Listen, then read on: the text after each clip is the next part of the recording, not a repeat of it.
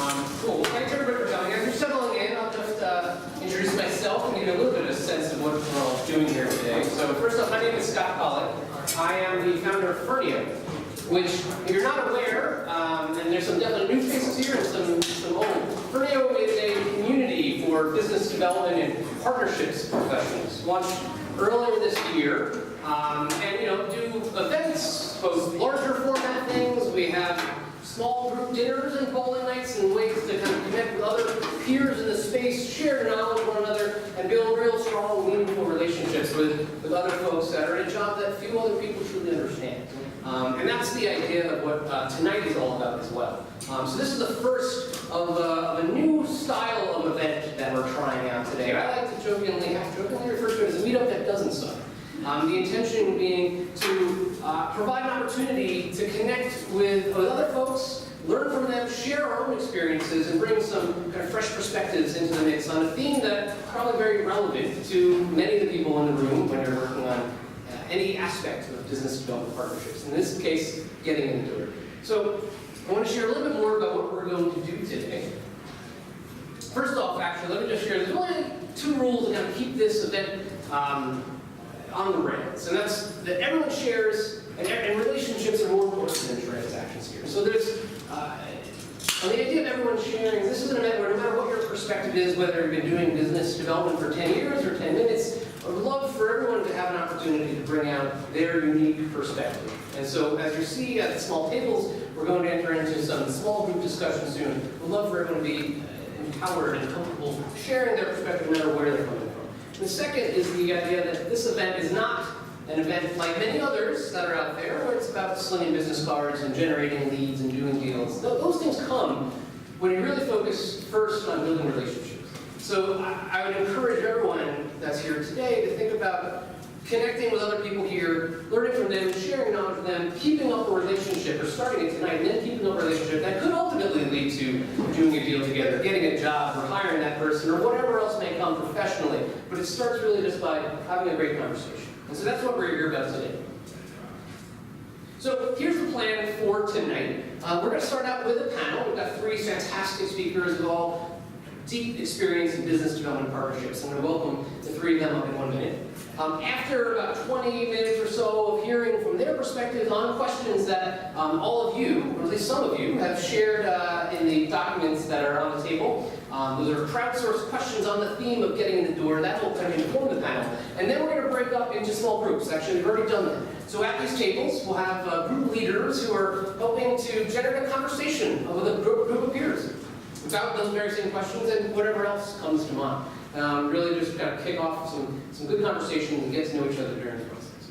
And then finally, we're going to get back together as one large happy family and have an open forum where we can bring up some of the greatest insights that came up at our respective groups, hear more from the panel. We have questions for them about some of the things that rose up, and really just try to bring it all home and hopefully come away with some new friends, some new potential colleagues, and some good insights that we can take to our own respective jobs. How's it sound? So, before I bring up the panel, I do want to say thank you to our sponsors. We have two fantastic sponsors that made today possible. Well, I'm a big fan of them for two reasons. First is that they're both delicious, both in the food world. And the second is they're both very community-centered. And Firneo, as I mentioned before, is a community company. The first is Slice, and thanks to Kenny Herman, who's on our panel, for inviting us into Slice's headquarters. This is Slice's headquarters, and they are an app that is taking on Big Pizza, if I may steal a line from Kenny, creating technology and tools to enable local pizzerias to have the same presence as Domino's does, and really try to support the community of local businesses, which I think is a really encouraging thing. And then Bronx Brewery is a brewery, as the name might suggest, up in the Bronx, a community that is often underrepresented commercially, and they're trying to bring some fresh blood and life back with fresh beer, which hopefully you've had an opportunity to sample, and I would highly recommend it if you haven't. So thanks to both Slice and to Bronx Brewery. So I'd like to invite up our panel. So first off, I have the bottom. So if I can invite up Molly Siems first. So Molly is the Director of Business Development at Justworks, a fast-growing HR tech startup. Molly was previously the head of business development at NewsCred, and prior to that, she led NewsCred's legal team for 3 years. Molly began her career as a corporate lawyer at Kirkland & Ellis, where she focused on mergers and acquisitions. So thanks for joining us, Molly. Next is Kenny Herman, of the aforementioned Slice. Kenny is a tech entrepreneur and an angel investor who helps grow companies of all sizes through strategy and business development and product development. He currently leads business development here at Slice, taking on Big Pizza, connecting America with their favorite local pizzerias. Previously, Kenny was the VP of Business Development at Shutterstock and a founding executive at Single Platform, which was acquired by Constant Contact in 2012. And finally, Deepak Devjani. Deepak started as a software engineer and a technical product manager, building products for companies like AOL, Sony, Freedom Pop, and Google. He helped build digital security startup Private Wi-Fi on the BD side, and brought in partnerships with companies like Best Buy, Staples, Lenovo, and Acer. Deepak has now grown a platform called Reliable Bits that helps founders build and launch their ideas with as little capital as possible. So thank you, Deepak, for joining. Thanks to all three of you for joining us. So, to get started, we have, as everyone might have seen from emails and now can see on the piece of paper on the table, a whole bunch of questions that were raised up by members of the community on the theme of getting in the door. And so that's a subject that I'd love to get all of your respective perspectives on. How to open the door successfully to partnerships, to sales opportunities, and do so in a way that's sustainable and builds value for our network and for ourselves. So, Molly, maybe I can start with you with one question that came up from the community, which is around when we're trying to open the door to new relationships. We're leveraging professional as well as a personal connection to folks. How do you go about trying to bridge that gap and get in the door with somebody without over leveraging and perhaps putting on too much on a friendship? Thanks, Scott. Is this on? No. Hello? Can you guys hear me? Probably don't need this. Okay. Thanks for having me. It's a great question. It's funny, I was looking through some of the questions ahead of time, and it was like, some of them are around professional versus personal relationships. I'm one of those people that has like a very blurred line. I kind of think of everyone that I work with as friends, and everyone that I'm friends with as potential like work colleagues in the future. I just kind of treat everyone the same.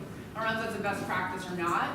But in terms of getting in the door with a new partner or a sales opportunity, I'm pretty familiar with that because, as my team knows, when my team is here, we handle pretty much channel sales at Justworks, and so we very much are sort of sales BD, as we'll call it. And I would say I'm very much a fan of the warm intro and using the connections that you have in social media to try to get sort of that backdoor intro to somebody instead of trying to do the cold outreach. I think there is a time and a place for the cold outreach, and it works, and that is something that needs to be done sometimes, but if you can avoid it, especially from a partnerships angle, I think it's much better to do the slow roll. And so I'm very reliant on my network and the weak ties, as they're called, of people that I've known just from living in New York, literally for 15 years. I mean, some of them are friends, some of them are people I just know from, I don't even know what, like communities, organizations, friends of friends of friends. Like, it doesn't even matter. If I have one weak tie connection with someone, I will just like work that like nobody's business. And it just helps a lot. On that note of working it like no one's business, does anyone find a potential challenge to that, right? With these people that you're reaching out to, you're building a relationship with them over the years with multiple jobs, but do you ever, Deepak, maybe do you feel ever that you're stretching the bounds of relationship when you're trying to rely on that warm intro? No, not at all. Because guess what? As Marisa said, the people she's leveraging are people you make and cultivated friendships with over years of being around. So if you put friendship first, if you build a natural relationship that isn't just a salesy kind of approach, then they become a friend, they become a contact, they become somebody you can rely on, lean on. Hey, by the way, I'm trying to build this thing now, do you have anybody you know who will benefit from this, benefit from that, and that's okay. What that comes down to is making sure they don't just turn it into somebody you just always reach out to for your needs and stuff, right? Like if the relationship is there, you continue to cultivate that, that would be me. Well, so Kenny, how about you in terms of cultivating relationships? Are there any ways in particular that you find most successful to nurture that relationship over years so that it's always a relationship you can go back to? So I'll definitely answer this, but I'm just go back to the question you asked Molly for a second. Yeah. Like, I don't believe that I've ever had to sell anything in my life, to the extent that I was very fortunate when I just came out of school and met this guy by the name of Scott Hoffman. Scott Hoffman was like a sub-10 employee at Yahoo. He built out the entire Yahoo sales team. And as he was, he's become a really close friend and mentor to me. And he's helped like provide a rubric for me to grade different opportunities, to different work opportunities as I go and continue to build out my career. And like the first, like on the list, right, like number one, it's like is this a business that you believe in? Is this like a mission-driven business that you can get behind? And then second is team. I can go down the list, but most importantly, like if I don't believe in the business, I won't work there. And if I don't believe in the product and can get behind that product, then like I'm not going to physically go and try to knock down doors to actually go and like create a relationship where there isn't a relationship to be created. And from a partnership perspective, like while like a decent part of BD, there's definitely a sales component in terms of like not like physically knocking down doors and creating opportunities and pushing people past the finish line. I don't think I've ever had to like sell someone something that didn't have tremendous value to them as well. Right? Like I wouldn't take the position otherwise. And I guess I've set myself up for success mostly, and sometimes not so much, by only taking opportunities where like I truly believe there was like an equal exchange between the two of us. So when I'm going and having to ask Eric, a buddy of mine who we've cultivated relationships over years, even though we worked at competing companies, he would instantly open the door and vice versa, because I think we both believed and like truly believed that whatever the introduction that we were making for each other was actually beneficial. Yeah. And yeah, it's your network. I try not to, like, I don't leverage my network. I kind of look at leverage as a dirty word, right? That's not, I work with friends and we help each other out, and hopefully we're doing that to each other's advantage, right? But I wouldn't be introducing someone who wasn't also providing value to me as well. Yeah. And Kenny, you raised another point that was actually one of the questions that was asked, which was around how do you broker a partnership or any sort of deal on a product that you don't necessarily fully believe in? It sounds like, Kenny, from your standpoint, it's, you don't take that chance. But Molly, have you ever been in that experience, or Deepak, in that experience where you were working for a company, but you were putting yourself out there with your relationships that you weren't necessarily 100% behind the company's product? I'm actually in Kenny's camp. I won't work for a company if I don't believe in the product. I just don't. Yeah, no. So I guess the next is on the initiation. My question was, we are at a scale, we are at a place in our careers where we can make those decisions, right? But starting off, I think you were lucky to start with somebody where you were not selling or were not expected to sell. Sure. But many of us here might start off first out of college doing something they might not wholeheartedly be behind, right? We both did that shitty job, marketing, calling people. Sure, but even then, I believe if you do not believe in the product or the solution, the two differences there. First is you're not a user for the product. Okay, fine. You don't know what you don't natively know what the problems are. The problems are real. How big are they? So you can't really speak to them. Just sell them. Second is you don't think it's a product that should exist, or the way this company sells it is not the right way to sell it. That's much worse than this. If you're just not a client of that product, that's okay. Because I believe you still go and sell it to the advantage where it might be a need for the person that you are solving it for, you're selling it for. If it solves legal problems for them, perfect, fantastic. You can just talk to those things. But if you don't think it should exist, but it doesn't solve a real problem, I would think it either. Salesforce, yeah, Salesforce. Doug started that. The guy who's leading the sales team there. He's like, I want evangelists. The entire sales process, the entire sales team there is evangelists. If you can't believe in the product, you will not be an evangelist for it. If you can't be an evangelist for it, you can't sell it. Selling, I think also, I agree with you, is a much older term. I'm much more towards I'm going to rephrase it, being partnerships and solving problems. If you're solving problems, you're building partnerships, you're building relationships, you're in the right place. You like doing that, you love doing that, you're in the right place. If you just see somebody as a friend who is your friend but as a contact that you can sell to, not in the right place. Yeah.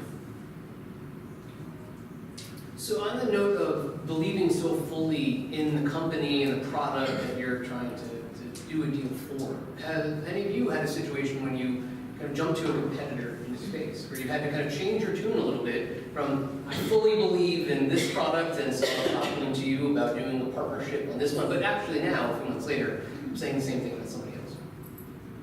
Yeah, I'm happy to take that. So in 2010, when I was 24, I started a company called Single Platform. Does anyone know what Single Platform is? A few of us, right? So Single Platform helps local businesses get found throughout the web. I started with one of the founders of Siems.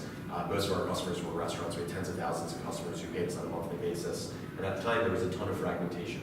As a consumer, when you were looking for a local business, restaurant specifically, you could have gone to City Search or Zagat or Urban Spoon or Google or Yahoo or Yelp or like there were hundreds of sites that consumers went to. Today things have changed quite a bit. Most people just go to Google, maybe Yelp in some cases, maybe TripAdvisor. That's kind of it, right? There are 4 or 5 sites that may matter, and the rest kind of don't at all. And so we have selling the business, and I left that business to come and do Slice eventually.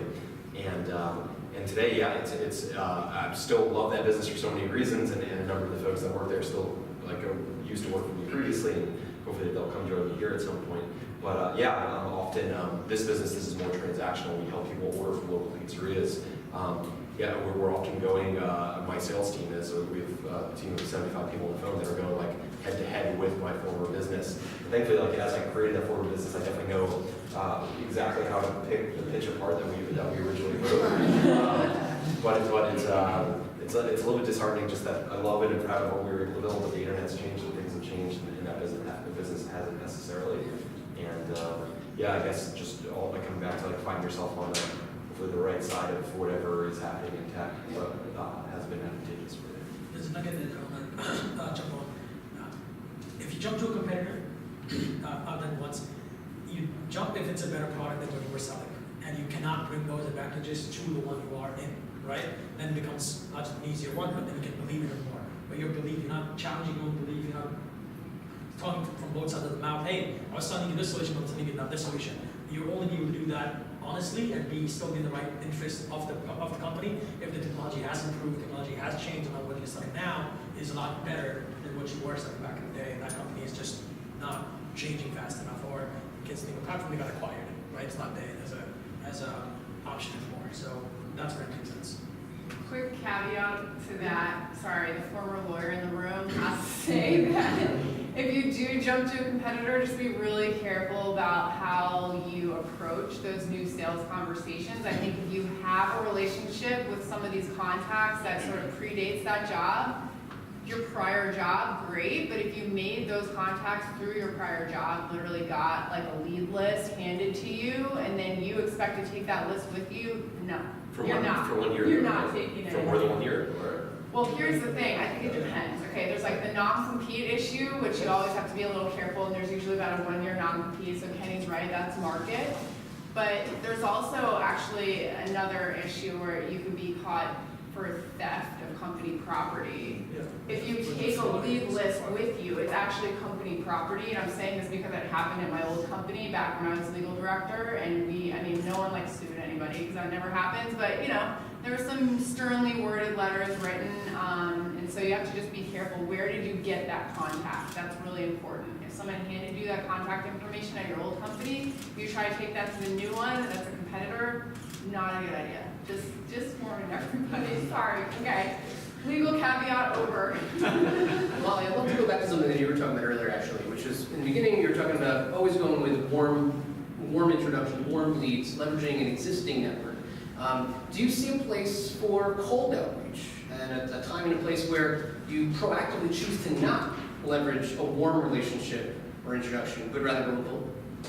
I always leverage warm whenever I can because it just feels like a more natural way to reach out to somebody. So obviously I prefer the warm. If I have to do cold, I even prefer to do it in person if I could, like find out where that person's going to be. If they're going to be speaking at a conference, try to get to them that way. I know on the receiving end, if I get cold emails, I don't open them. I don't have time. If I don't know who it is and the subject looks salesy, I don't open it. So I just think nowadays it's very, very hard to break through the clutter unless that's actually your job, and there are people out there, bless their hearts, that are cold calling all day. And it is a skill, and it's a great skill to have. It's just if you have another way, I think there's more efficient ways to get someone's attention. So generally agree with you. I've actually found recently that, Scott held an event here in this space a few months ago with Chris Freeling, who's one of the godfathers of Tech VD, and who's one of the founders of First Round Capital. And he spoke about how he hated LinkedIn messages, cold LinkedIn messages. I actually find them to be highly successful for me if I want something immediately. So I'll give you a specific example. So single platform slice. So we help local businesses get found through the web. That's like core to what we do. We're the marketing technology provider. We can't build everything. We have 57 engineers, which is a lot, but it's not, right? And so you go through this like build, buy, partner conversation every time there's a new product that's being built. And some of the stuff that we would build isn't accretive to us, so it makes more sense for us to go out external, utilize our resources elsewhere. And through the grapevine, we heard that Hibu, which is an old Yellow Pages company called Yellow Book, that rebranded, they had a very specific product that was excellent, that we should absolutely be working with. And I didn't know anyone at that business. And I could have gone through a connection to get there, definitely could have gotten a warm introduction through my former network. But instead, I just like cold LinkedIn the CEO of Hibu, and within 12 hours was on the phone with like whoever the 3 decision makers were. I feel like though there's probably something more to it than just reaching out and wiring, right? The pitch itself has to be pretty carefully sculpted. Right, like, what did you say in your message? It's just That's as what clear, I'm curious about. just clear and concise, and also proving that I'm not wasting their time, right? So it's a 2-liner. Like every email that you'll ever see me write is less than 2 minutes to read. I don't have the attention span to write a longer email, but I also know that most people don't have the intent. Like if you write me an email that takes me more than a minute to, I'll keep marking it unread until eventually I'll mark it read and not respond in any capacity. And so it's just the reality of who I am as a person and the attention span that I have. I don't have the time to actually go and spend time for these. I'll write emails that assume the person on the other end is the same. So clear, concise. You get the 4 bullet points in. This is why it matters to you. This is who I need to speak to. Never bury the lead. And but that's something that I take a lot of pride in. Like the ability to write very cool emails is core to what everyone in this room does. Deepak, you were going to say something. Yeah, 2 things that need to be warm. So either the intro is warm and say, okay, so-and-so knows you, so-and-so knows me also. I believe this can work for you, it'll do wonders for you. The solution I'm selling is simple. It will do great for you. Great, let's talk. What you're doing with that warm intro is putting a need and a solution together, right? Through some form of trust in the middle. Hey, I know both you people, you're both legit, great, talk business. If you don't have a warm, in which case, which worked for Kenny's case is the pitch, the sell itself. If you don't have a warm connection, that's fine. Your pitch has to be super targeted to what they are trying to solve in their day-to-day job, right? I was trying to bring Best Buy deal and trying to do a whole custom Acer line for them like 5 years ago. One of those first touch laptops, like just didn't really build an agent, but not a here because whatever. Point is, trying to get in there. I had 5 home intros, two different people in Best Buy. None of those intros resulted into something more than a meeting or a call, but I found out that there was one person at the top job was bringing new lines into Best Buy, Senior Vice President of Innovation and Product Growth. Great. Found out he was speaking at a conference, went in there, sent a really targeted, less than a minute, LinkedIn message to him. I know you're speaking there. I know Acer just launched that you're interested in it because I was really tracking his Google searches, just like with my targeting, hyper-targeting the ads on your face here. Like, I know you just saw this came out. I can get you in there today. Went from that first LinkedIn message to a signed contract within about 4 weeks. Wow. So if the pitch works, you find that person who's dedicated to solving this. We talk about you targeting a Yeah. specific You said you were for a security startup? Yes. No, you need to know what they're doing. That actually raises another good question, which is around how do you target people where you know the message, the value that your solution has to the problem they're trying to solve is so targeted that you can, number 1, craft a message they'll read in 30 seconds, and number 2, they'll actually want to respond. How do you go about targeting and finding those people? I was going to say, actually, I think the key, at least to BD, I can speak more from a BD perspective, is finding out who the players are and what their goals are and figuring out how you can help them reach that goal. Like, what is their OKR? What is their, how are they measured in terms of success and how can you help them get there, okay? If you can figure that out and then pitch that to them, they are going to snap that up in a heartbeat. So much of it is figuring out the org chart and who's responsible for what. For instance, I've been talking to one of the bigger banks, who will remain nameless, but they basically have someone who's in charge of finding tech startups to partner with, that's in charge of the whole fintech ecosystem for that bank, and partnerships are a big strategy for this bank over the next few years, near term, because because they know that they can't keep up with the speed of innovation, and so they're gonna have to partner. They're not gonna be able to build it, they could buy it, but they like to start with a partnership. So that person is my champion. I found that person actually through one of our investors. So again, it was like a warm intro, but met him in person, and he's been my champion ever since because he is motivated to make this happen, okay? There's so many other people involved that we have to sell to, you know, it's a massive enterprise sale. But at the end of the day, that's the person who is motivated because that's his goal. And you just gave a really interesting answer as well, which is that your network is not only the end contact, but the gateway to figure out who's going to care. As a tactic, your network can be leverageable for research. Just Right, the same. exactly. So Kenny and Deepak, any thoughts on that targeting, that figuring out who you should reach out to? Any thoughts on how to do that tactically? Yeah, I think to be really successful in BD, right? Like Zuckerberg used to talk about it. Somebody asked him back in the day, like why they succeeded instead of MySpace, and Zuckerberg responded that his team built for what they wanted to use, as opposed to MySpace, they built for who they perceived their user to be. And to have just like really great deep empathy to whoever is on the other end of your conversation, understand their business, what their goals are, what makes them move, what makes them look good in front of their boss, what their priorities are. And I think that's in a lot. I went through 14 different contacts at Microsoft to find like the 15th one that was the correct one. And yeah, it's like truly understanding your product and understanding why it can like truly enhance whatever your customers and understanding who are, what makes them tick, which is ultimately like figure out the goals, make them look good. Two questions to the room, if I may. One to a room litmus, like so where we are in our careers, I guess. How many of us here are early stage, like early entry, like 0 to 2 years doing BD? Okay, 1, 2 people, 4, 5, perfect. And how many like 2.5 to like 5 years, like mid, let's say. Right, most of them mid, perfect, okay. And the rest, I guess, how many seniors, like 5+ years, like senior roles. Right, pretty good, running your own teams and stuff. Right, so I guess most of us know what OKRs are, which you mentioned it, right, perfect. How would you go about figuring out which person's contact, which person in company X that you're targeting has OKRs that align up with what you're selling? How would you go about doing that? Figuring out their OKRs. Or no, which person has an OKR that lines up with what you're selling? Because so, my contact, how do you find out who the right person is that you should be reaching?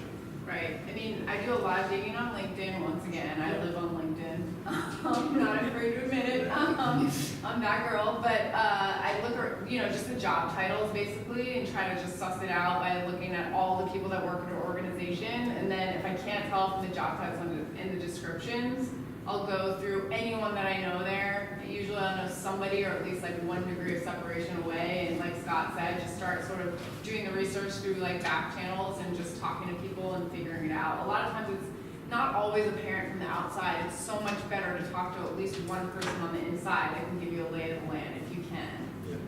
So tied to that, like LinkedIn is definitely my best friend as well. And at some point you build a big enough network where if you're looking for that partnership with Microsoft, you can see your like 7 mutual connections. When you're doing the search and you're 7 degree away, like you can figure out who those mutual connections are, where they sit, what they're doing, and like great, they're all product people. They've all worked with this person previously on the restaurant search product. Like that's probably the right restaurant search person for me to speak to. I'm sure you guys are all on LinkedIn. One of our partners at Google has no presence, not only on LinkedIn, but on the internet whatsoever. It's really weird. Like, she's a ghost. She's a complete ghost. Don't do that. That's not advantageous at all.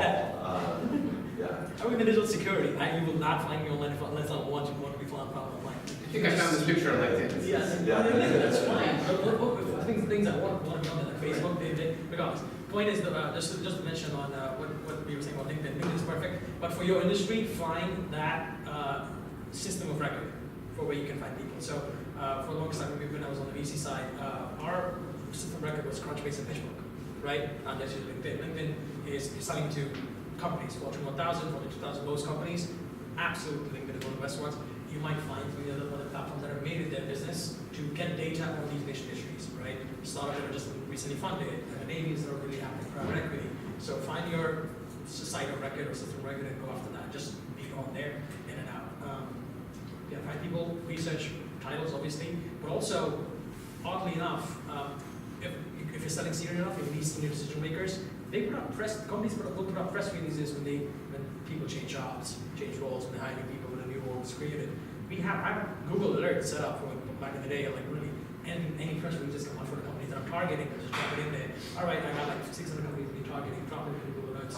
Literally get one target email every morning at 5 in the morning as to what has happened. And one to use that as one of the other questions that's on the list is, how do you maintain relationships? How do you maintain that going forward? And you're working a deal in this company, you got 20 people that you're talking to. How do you continue maintaining that connection? I literally copy paste those articles that come out from a competitor, send it to 5 other ones. Like, hey, did you see this? Blah blah blah. We did this. And I have to do more work for that. Copy paste and all that. That's I'm just telling them, hey, I'm thinking about you. I'm thinking about you. What you should be thinking about. So my contacts. That is something that's a lot of turning those contacts at these large companies into champions. But like, hey, even at 5:30 in the morning, this guy thinking about what I should be thinking about. Now he can take that, or she can take that to their bosses and their daily stand-ups and use that as something. Hey, look what's happening in the industry. So, on that note, Molly, Kenny, Deepak, thank you for joining us tonight. We're going to bring you back up in a little bit. We're going to take a break now and jump into the next segment of today, which is small group discussion. So the same questions that we've been talking about up here, we're going to start talking about amongst ourselves. And so now's the time to grab another slice of pizza or something to drink and then come back to a table. And that's a group that you're going to stick around with for the next 35, 40 minutes or so. Each table will have a group leader assigned to it. So I'm going to call some names, and you can just raise your hand. Carolyn Zale. Carolyn's going to be at table 1. Catherine Cannon is going to be at table 2. Eris Drance is at table 3. And then Christian Clark is going to move over to table 4. These are our group keep the conversation flowing. Really, what I'd ask is everyone, we start with a quick round of intros, 20-second intros, so we can all get to know each other quickly, and then dig into some of the questions that are on our mind, whether they're the ones that we've already kind of preloaded or other things that came up, having whetted our appetite based on that. Along the way, take some notes of the best insights. There's some paper for you to kind of capture some of the best stuff, and then after the small group, we're going to come back together and talk amongst